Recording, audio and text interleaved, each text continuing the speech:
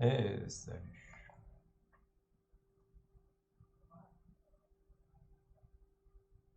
Si je veux bête, j'ai limpé.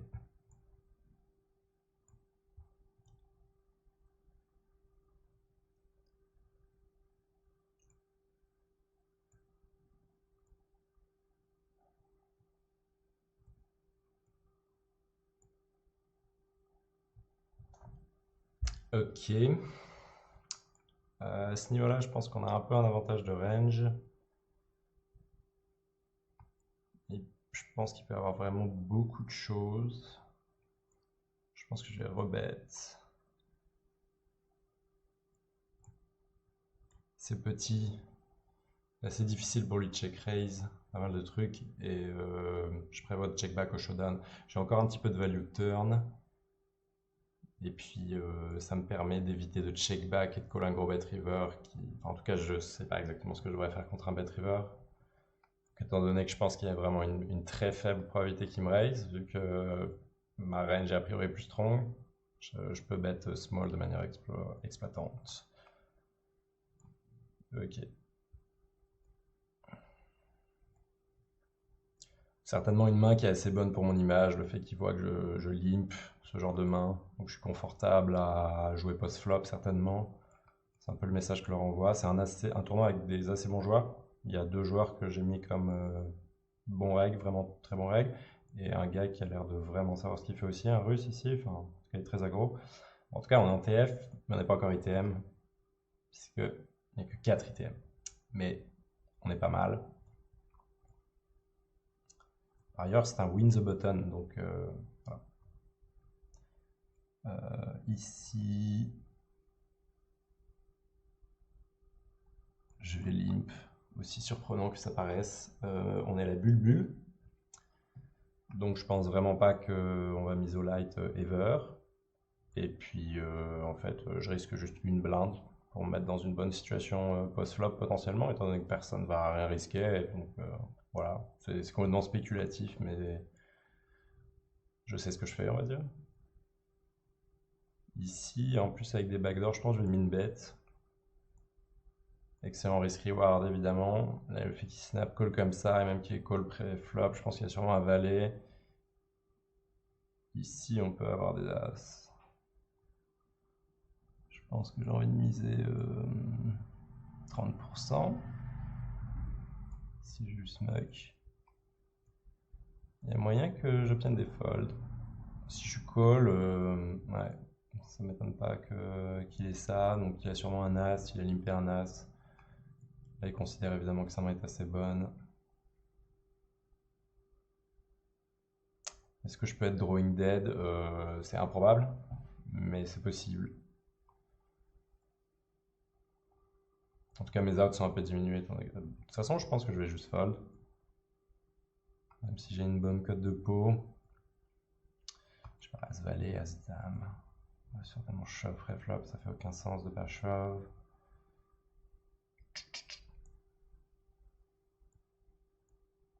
Donc j'ai perdu, mais ouais, finalement j'ai call. À cause de son min raise là.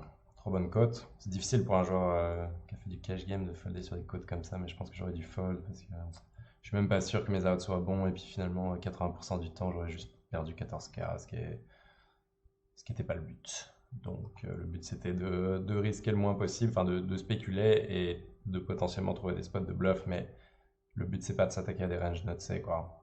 Donc là quand il me signale qu'il a une range nutsé, a priori je devrais plutôt fold. C'est plutôt plan. Une sorte d'agression small ball quoi, enfin évidemment. Mais c'est aussi spéculatif, je pouvais me le permettre avec mon stack. Donc pour l'instant on est 14e sur 64. C'est pas mal, ça peut bouger assez vite avec 35 bébés. Et ici, bah, on va un petit peu attendre, on est 4 payés, je pense que ça va jouer assez snug. Je pense qu'il ne faut pas faire n'importe quoi. Si j'ai envie de défendre parce qu'il est loose, mais je pense que ma main est juste un peu trop mauvaise. Puis en fait, fuck, je vais défendre. Attendez mon stack. Bon, ici, avec ce que j'ai fait la main précédente, je vais même pas tenter d'open. Je suis un peu trop en EP. Il y a la possibilité, je me suis déjà fait 3 bêtes par ce gars avant, donc de toute tout à fait la possibilité que je me fasse playback par un autre gros stack, peut-être. Je sais pas avec quoi il m'avait 3 bêtes, mais c'est juste une possibilité. Qu'il puisse 3 bet light, donc je vais pas m'exposer. Vu que j'ai montré j'ai perdu un coup avant, je vais pas m'exposer. Si j'avais gagné le coup avant, j'aurais potentiellement open. D'ailleurs, mon stack aurait été plus gros, donc j'aurais encore plus d'opportunités d'open.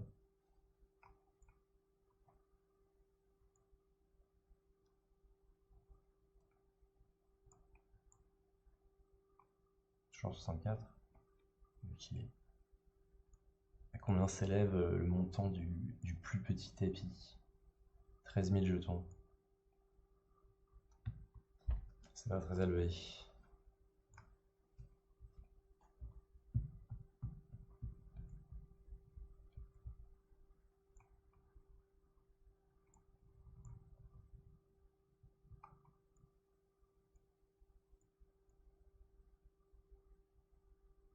Ouais, j'essaie juste de prendre le maximum de spots de style. J'essaie globalement d'être le plus loose possible en TF, mais j'ai pas du tout envie que ça soit obvious non plus. Il faut que je garde mon crédit, donc je vais être loose tant que je gagne des coups qui maintiennent mon crédit. Je vais pas m'exposer à faire des moves qui risquent.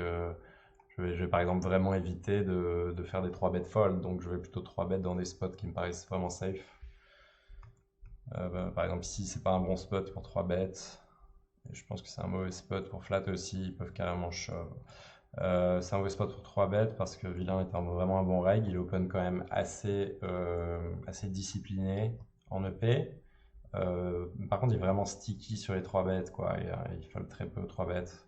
Moi, j'aime pas trop call les 3 bêtes en MTT. Je comprends pas comment ces gars font. Mais pour ne pas fold aux 3 bêtes, en fait, faudrait qu'ils m'apprennent.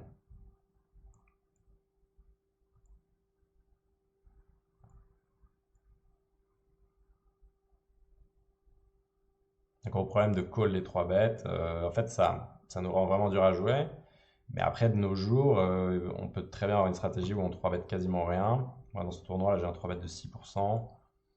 Alors là, je pense qu'on peut carrément jouer assez correctement comme ça. Bah, d'ailleurs, ce gars qui ne fold pas au 3 bet a un 3 bet de 3%. Donc, c'est intéressant. Mais je pense que c'est vraiment un bon joueur. Par contre, j'aime pas du tout son reshove, quoi qu'il est. Ça, je crois que c'est vraiment bad en fait. Je crois vraiment que c'est bad. Ouais, enfin, qu'est-ce qu'il accomplit, qu'est-ce qu'il accomplit à faire ça? Enfin, je ne sais pas. À part se mettre en risque en fait. Enfin, c'est-à-dire que là, il a un stack où par exemple, il n'aurait pas envie de bust contre moi, par exemple. Donc, enfin, il n'est pas du tout obligé d'engager son stack dans ce spot. Ça, c'est un truc de MTT. Je jamais compris pourquoi les gens faisaient ça. Ils continuent de le faire alors que ça fait aucun sens logique. Donc moi, personnellement, je le fais pas. Et puis, tant pis pour eux, quoi. Enfin, s'ils ont envie de brûler de l'argent, ils ont le droit. C'est bizarre parce que je venais de dire que c'était vraiment un bon règle, mais enfin, j'attends encore une bonne explication en fait. Pour y shove des tonnes comme ça. Imaginons que vous avez un open shove à 10 bb et que vous collez l'open à 10 bb. Enfin, la range qui vous call behind est vraiment souvent, à part certains profils particuliers, est souvent la même que la range qui va call un shove à 50 bb à peu de choses près. Enfin, en tout cas, il y a une question de risk-reward à prendre en compte aussi et contre qui on peut buster. Je sais pas si j'ai envie de call ici. Shove. Je vais fold en fait.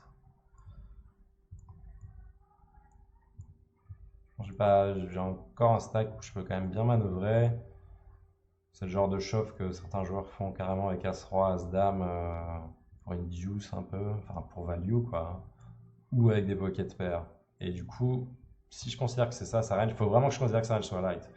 Mais en ce moment, j'ai l'impression que la tendance en MTT, c'est plutôt de faire des gros shoves, enfin dans ce genre de spot en late game comme ça, c'est-à-dire 18 blindes à ce stade du tournoi a quand même plus de valeur qu'en early game. Il va peut-être pas les shove avec As-3 off quoi. 18B. Donc c'est pas si bon avec As-Valet off. Ça donne un peu envie, mais bon, c'est la moitié de mon stack et tout. Donc, je pense que c'est fine de fold. Ici, j'ai vraiment pas assez d'infos sur mon adversaire. Il open à 2,5x. J'aime bien flat au bouton Hinton, mais je préfère avoir un peu plus d'infos. Je pense que c'est un reg, son nom me dit quelque chose, mais vu que je suis pas un reg de partie poker,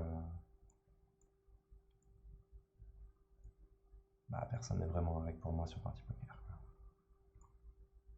Geoffrey Bébé, c'est un gars sur qui j'ai plus de mains. Je suis sûr que c'est un reg, je sais pas qui c'est. J'ai déjà croisé. Croisé pas mal même, je pense.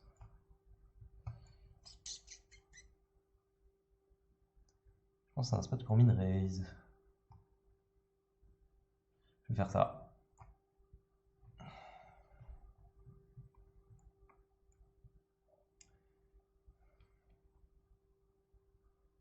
Si je vais limper avec le roi 10 suité et potentiellement limp raise, je suis pas sûr, mais je pense que là si j'open, étant donné que tous mes open un peu sont passés, j'ai l'impression d'être une bonne cible pour un 3-bet et j'ai pas envie qu'on me 3-bet avec cette main ici. Ici j'ai un avantage de range, je vais absolument 6 bet, un tiers pot, ouais pas mal. Ok, donc big blind raise, il a sûrement une assez bonne main, mais c'est cool, on va pouvoir jouer IP. Dans ce spot, ok, bah sa range est évidemment assez à 6 heavy. Ouais, en plus, quand il bet half pot comme ça, je vais juste même pas. Je sais pas, avec le roi 10 suité. 6 bet pas mal. Bet flat. Si juste fold.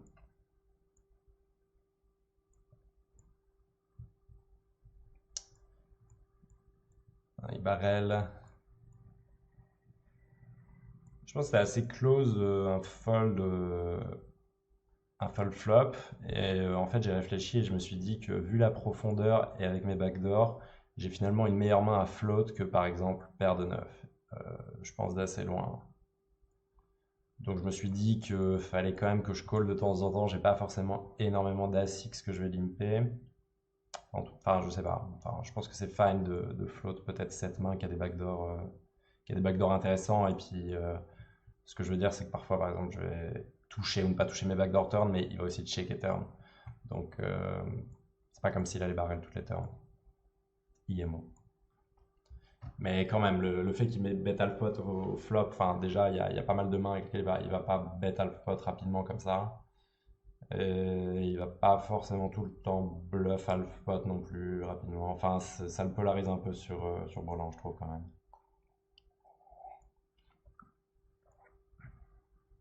Parce que c'est ce qu'il essaie de représenter évidemment, mais je veux dire, c'est juste très crédible qu'il l'est, donc faut pas se level quoi.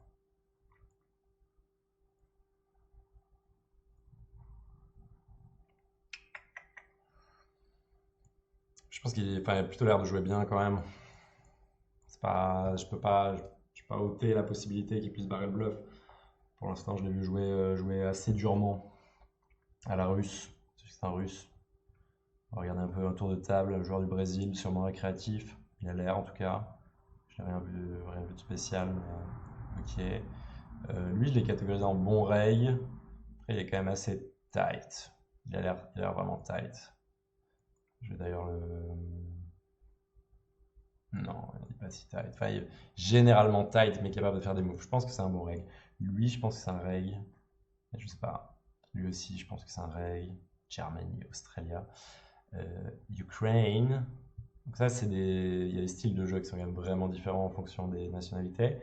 Russia, mais je pense que c'est un fish, mais peut très bien être un reg. Et Cas Carnero, probablement un fish. Et Poker Fluffy, on a vu sûrement bon reg. Bien que je n'aime pas son reshove avec paire de dames. Si on est dans un tournoi KO, maybe, mais même auquel cas, pourquoi ne pas flat et puis au pire avoir des trappes et si ça induce des shoves de gars derrière avec As-10 pour isoler le bounty ou whatever, bah très bien, on les call. Enfin, je comprends pas en quoi reshove peut être meilleur que call et fold une partie des mains qu'on call ou call une partie des mains qu'on call. Enfin, je vois pas. Une sorte de réflexe de joueur de tournoi qui vient d'une tradition sûrement, enfin d'un historique de la manière de jouer, mais je pense qu'à ce stade, on devrait quand même comprendre que le jeu a évolué. Enfin, moi, personnellement, je comprends vraiment pas, ça me paraît vraiment un play de fiche et pourtant plein de règles au fond.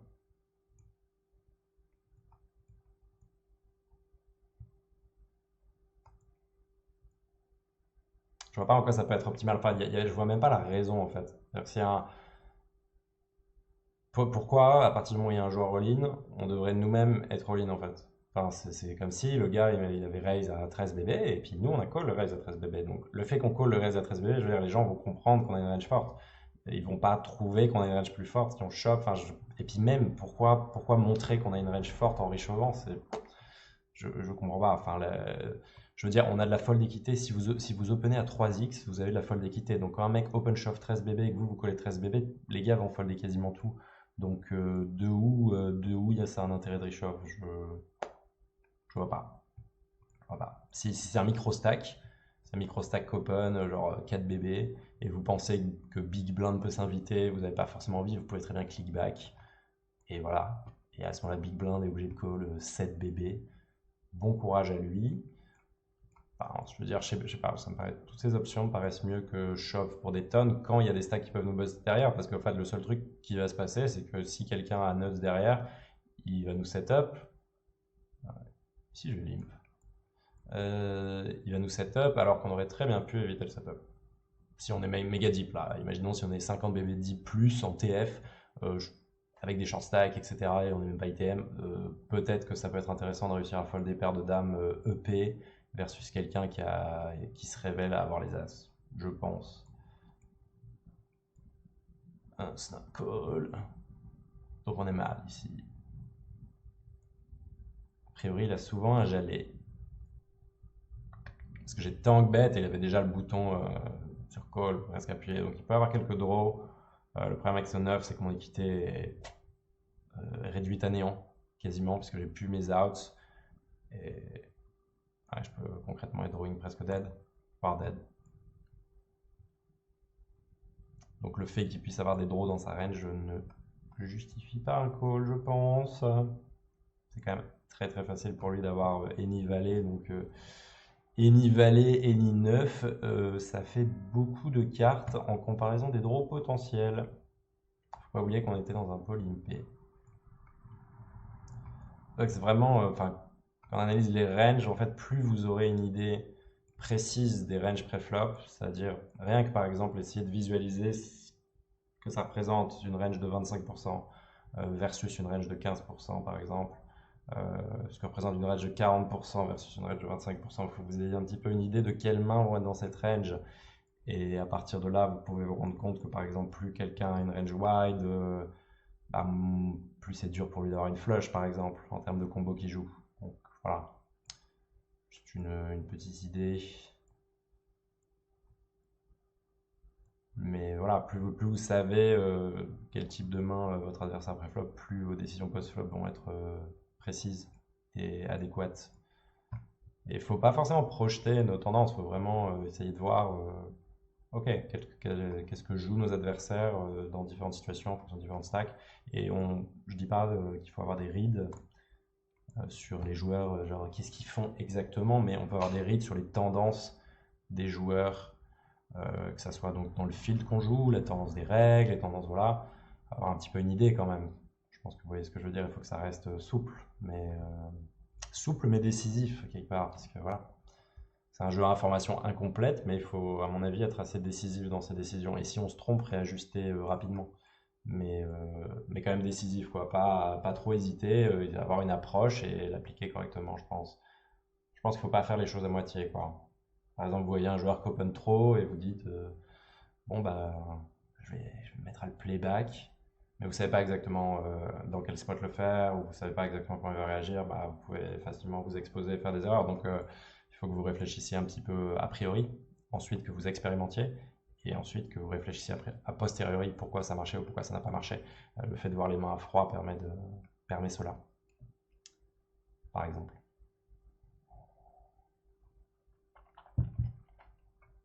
Je pense que cette TF donc à 4 ITM va prendre une éternité. Ce gars a l'air de vouloir pas du tout buzz, ce gars non plus, mais ils peuvent me réchauffer la gueule potentiellement. J'ai pas du tout regardé ce qui s'est passé. Mais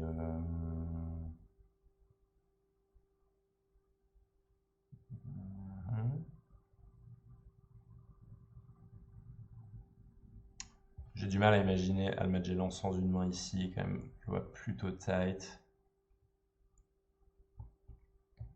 Je pas vraiment assez de mains sur lui.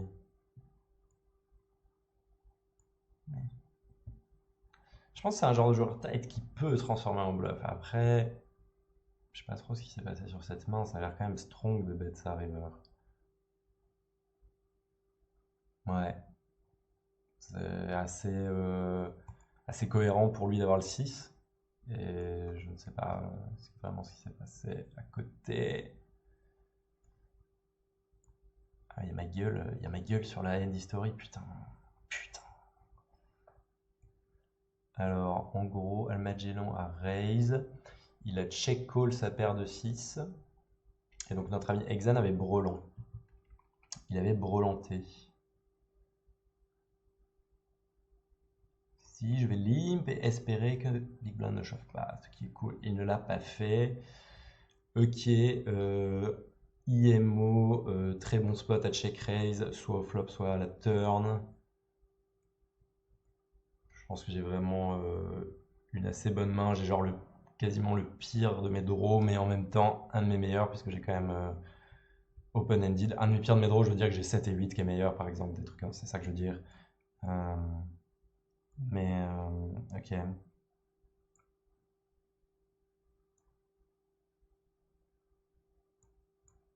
Nous allons faire ce sizing.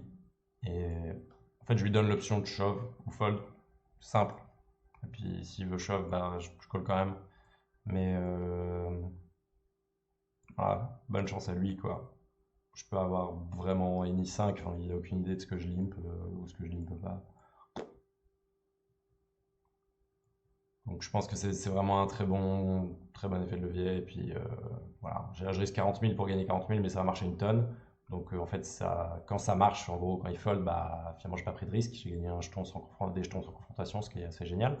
Et puis, je suis OK de stack off. Enfin, je vais me retrouver short stack si je bust, mais je pense que j'ai suffisamment d'équité combinée à ma fold d'équité qui, à mon avis, est assez grande. Parce que je pense qu'il a limpé, il va stab vraiment trop souvent et c'est juste trop dur pour lui d'avoir un 5 qui va choisir de limper avec son stack size de 15 BB, donc 16 BB à ce moment-là, je sais pas.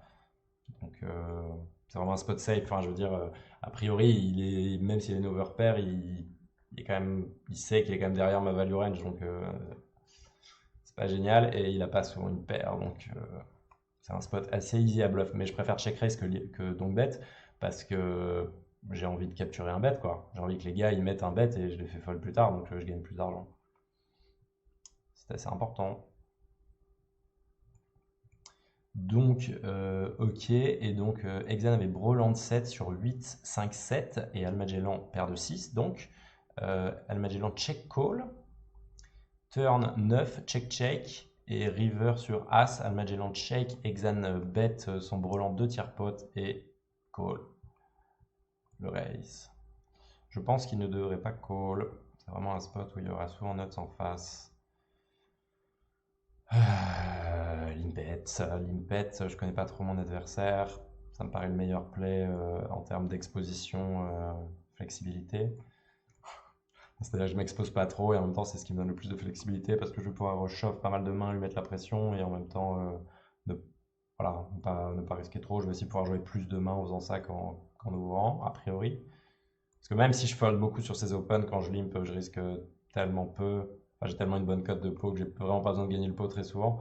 Donc à la limite, s'il me suragresse, je vais aussi tirer de la value les fois où j'ai une bonne main. Donc c'est ok de limper pas mal et folder pas mal aussi en fait. Mais ça veut pas dire que c'est plus optimal, ça peut être mieux aussi de raise et tout ça. Mais là, je pense qu'il y avait un stack où il pouvait assez facilement me shove la gueule. Pas sûr qu'il le fasse, mais je vais donner du crédit.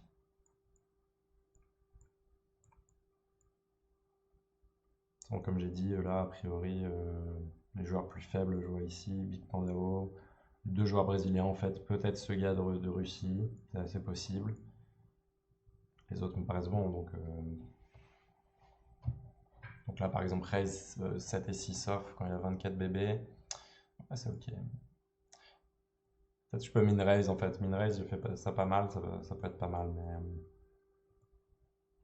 je pense que je préfère limper avec ses stack size et pouvoir limp shove parce qu'il y a plein de mains avec lesquelles je trouverais ça vraiment bien en TF de limp shove pour 24 bébés, donc je laisse miso et puis je shove tes bons Broadway, enfin à partir de Roi 9 suité, Roi valet off, ça peut être vraiment des bonnes mains à shove. Et des bons As-X aussi, tous les As-X suités, toutes les paires. Ça fait quand même pas mal de mains que je peux limper. Surtout, je peux aussi fold mes mains les plus merdiques, donc pas limper any two.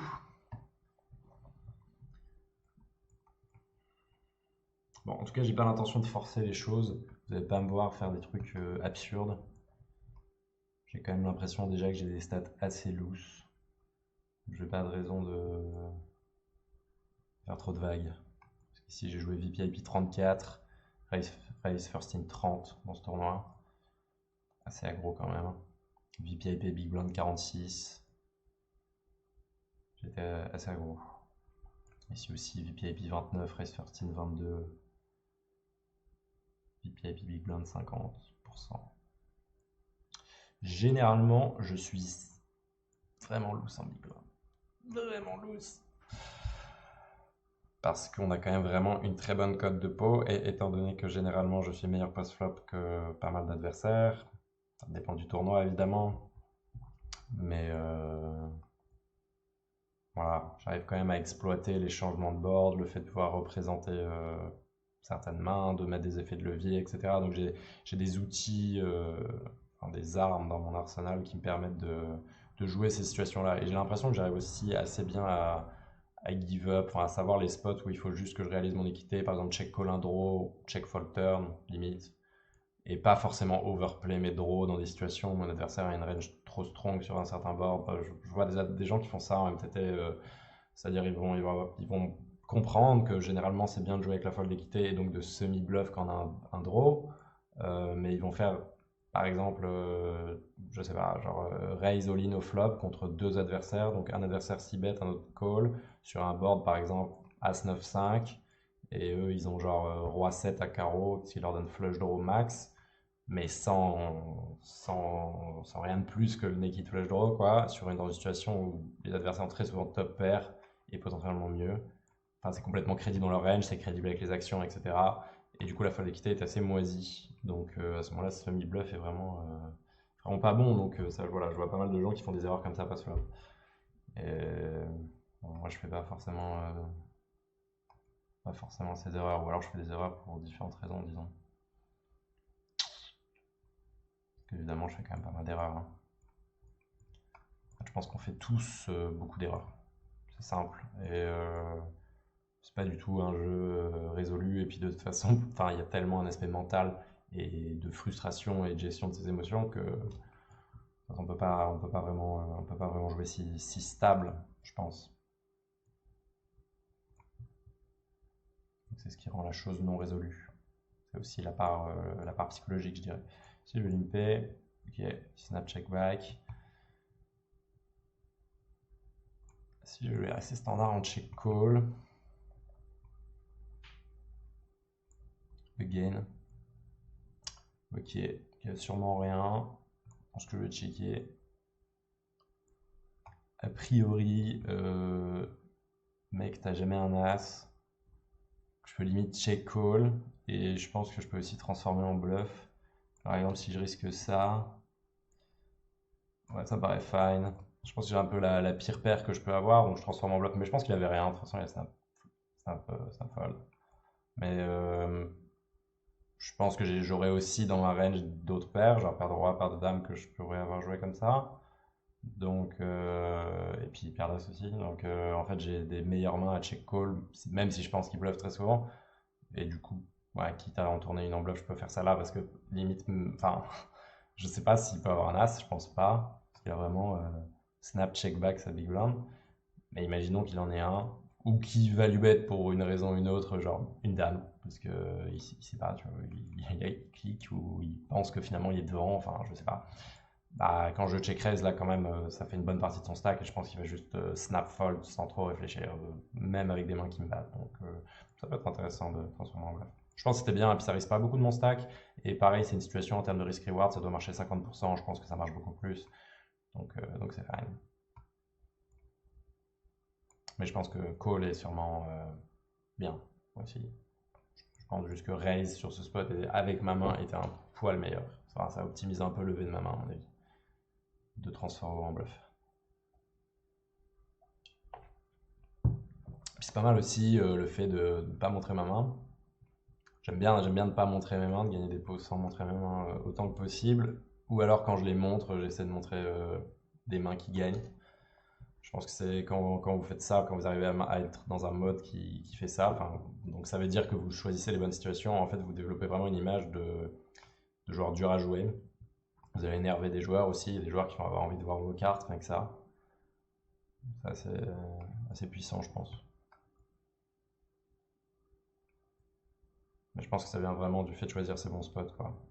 Ce qui fait qu'on se fait pas trop catch en bluff. Ici, je vais plutôt min raise et probablement shove si je me fais 3 bêtes par un joueur derrière. J'ai pas été masse actif récemment. Je m'attends pas non plus forcément à faire 3 bêtes light, mais il y a quand même un gros pourcentage. Je pourrais prendre le spot, mais il le prend pas. Faut que je note, là je pense que quasiment personne m'a playback en fait dans cette TF. Ce que je sais, moi j'ai pas énormément d'isto avec les règles. C'est un bon flop, je sais pas trop comment je peux tirer de la value là-dessus. Je pense qu'il faut que je bête. Parce que de toute façon, si je check, je pense pas du tout qu'il va bluff. Il est en mode super tight. Donc je vais juste bet, espérer qu'il ait un valet ou un as et qu'il call au moins une fois. Ok. Donc s'il a rien, de toute façon, je m'attends pas à avoir d'action de sa part. Enfin, il a joué trop passif. Jusque là. Ouh, ce spot.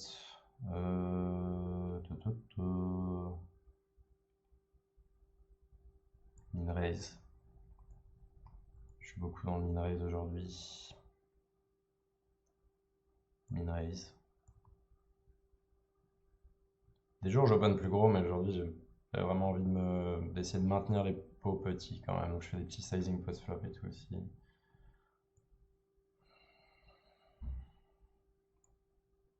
18 sur 42. Ouais, non. Je vais folder. On a un adversaire qui a fait 0,3 bet sur 84 mains et qui est 14 VPIP. Donc, même s'il a une paire, ouais, puis ça représente la moitié de mon stack, hein. Donc, je pense que c'est ok, ok de fold, même si les maths nous disent que c'est EV plus de call. Et du coup, ça veut dire que quand on call, en moyenne, on gagne, disons, 3 ans de T. C'est pas vraiment un très bon spot. Enfin, je veux dire, si c'est un spot qui est vraiment très marginalement EV plus, mais que ça risque la moitié de notre stack, et qu'on peut faire quelque chose si on perd pas la moitié de notre stack, c'est-à-dire on peut encore carrément naviguer, attendre des mains ou faire des plays, bah voilà, je vais privilégier la stratégie hein, d'assez loin, même si, euh, même si un call V+, qui me fait gagner des jetons même si ça me fait gagner des jetons de call, bah, je vais abandonner ces quelques jetons parce que j'ai pas envie de forcément stratégiquement de perdre une partie de mon stack. Après, c'est important de ne pas faire ça tout le temps parce que si vous faites ça tout le temps, vous allez vraiment potentiellement vous faire exploiter par les joueurs agressifs en fait vont vous marcher dessus, en gros. Après, moi, je suis complètement prêt à gamble, mais ça dépend de mon stack. Enfin, voilà, c'est une décision stratégique, c'est un arbitrage en fait. Il y a des moments où je vais aussi prendre des spots légèrement EV-, si ça me paraît stratégiquement intéressant. Voilà.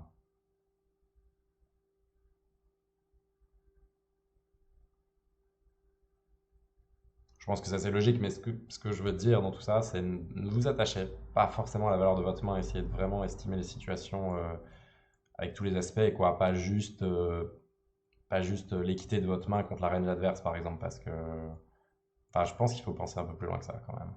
C'est évidemment qu'il y a de ça et que c'est un aspect très très complexe du jeu. L'interaction range versus range, ça vient avec l'expérience, mais c'est extrêmement subtil et en perpétuelle amélioration à mesure que les joueurs jouent les uns contre les autres. Mais bon, c'est très très complexe, mais il y a aussi il y a plein d'autres aspects à prendre en compte. Et je pense que la valeur de votre stack à un moment du tournoi c'est très important. Et les moments où vous avez envie de gamble ou pas en fonction de votre place dans le tournoi, voilà.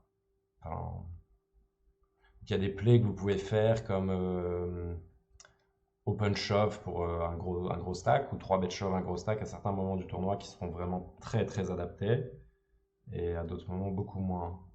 Enfin, voilà.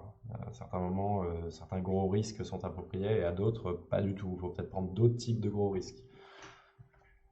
typiquement, ouais. Typiquement en TF, j'ai pas du tout envie de faire des open shove 20 bb quoi. Genre MP open shove 20 bb, et généralement j'ai pas envie de le faire. Il faudra des dispositions de stack vraiment particulières ou alors que j'ai l'impression que la structure est trop turbiche et que du coup c'est urgent de vite gagner des jetons.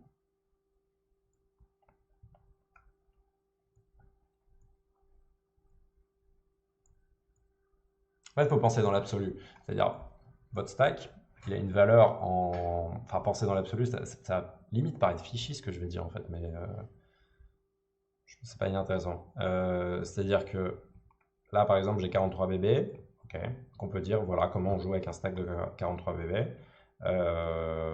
Et c'est vrai, il y a plein de choses qui peuvent être dites sur comment jouer un stack de 43 bb versus un stack de 27 ou de 13. Mais c'est une bonne main en big blind, avec une vingtaine de blindes. Je pense que je vais dire mon point après.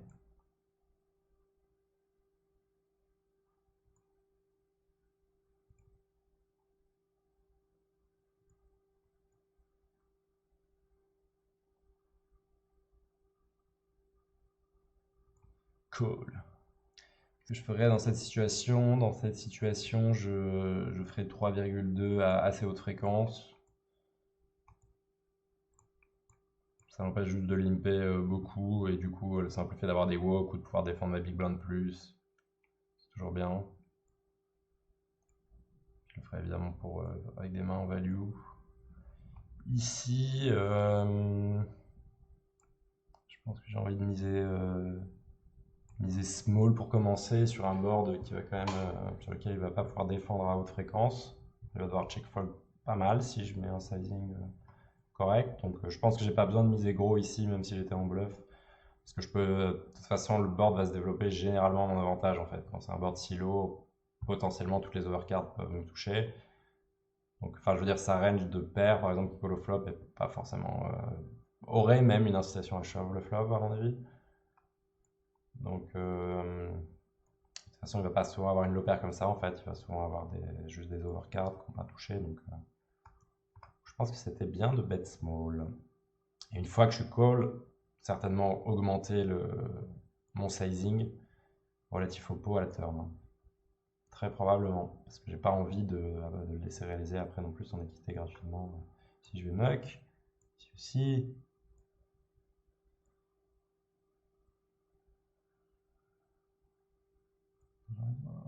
Comment il a gagné un stack ce gars? Juste des petits pots?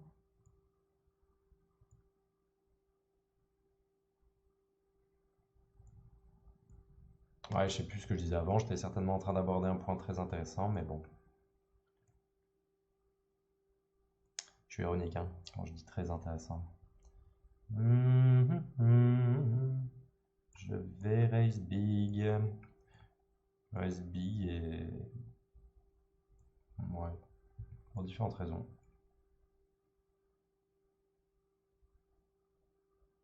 Si je limpe, est défendu. C'est vraiment pas facile pour lui de forcément défendre, bien que c'est des cartes moyennes. Un bet assez gros. Il va quand même avoir beaucoup de mains qui ont miss ou qui sont pas du tout confortables à check call. Et je m'attends pas forcément à ce qu'il check raise bluff. Que je dis quand il check raise. En fait, dans ce spot, ouais, je pense que c'est quand même avec les stack size vraiment, on a une trentaine de bébés, j'ai open big, donc le pot est déjà gros. C'est vraiment très possible qu'il check raise aussi weak que valet 10. Juste fold. Ici, j'ai un check. Plutôt essayer de réaliser mon équité. Avoir des cartes qui vont améliorer. Parce que ici, ma range perçue, je pense que si je bet, je suis très vulnérable à un check raise. Ouais, c'est clair. Enfin, les mains que je limp, ils vont pas forcément s'attendre à ce que je limp 8-6, quoi. Enfin, certainement 8-6 off. Ou 5-7, quoi. Donc, finalement, eux, ils peuvent représenter toutes ces mains-là très facilement.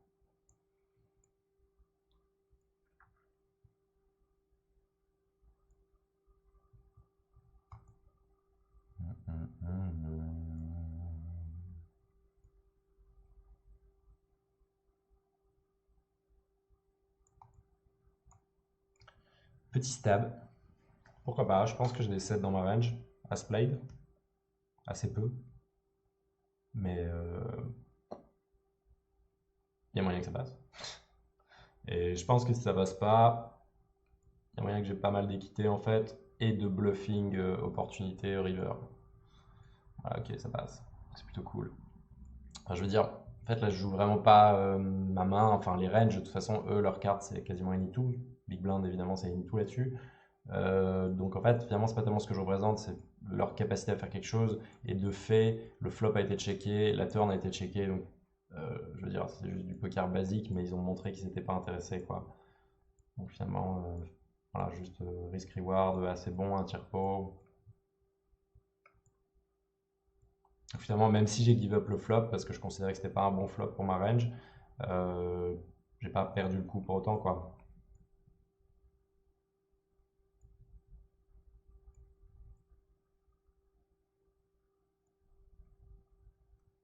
Après, j'ai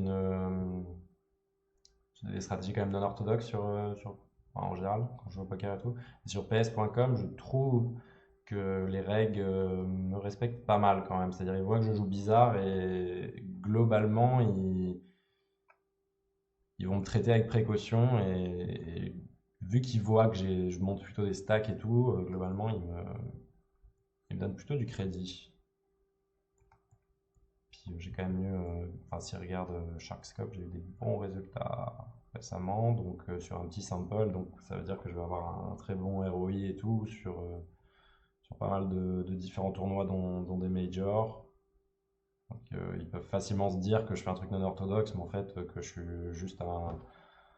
Enfin, je sais pas ce qu'ils peuvent penser, mais ils vont sûrement penser que je suis un bon joueur, quoi. Enfin, euh, s'ils concordent les deux.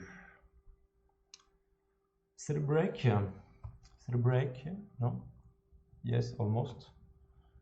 Then we're gonna stop the video and probably start again after. And we're gonna try to win some money. We are already in the money in the party poker, but with not so good stack anymore. So stay tuned. Let's still play this hand.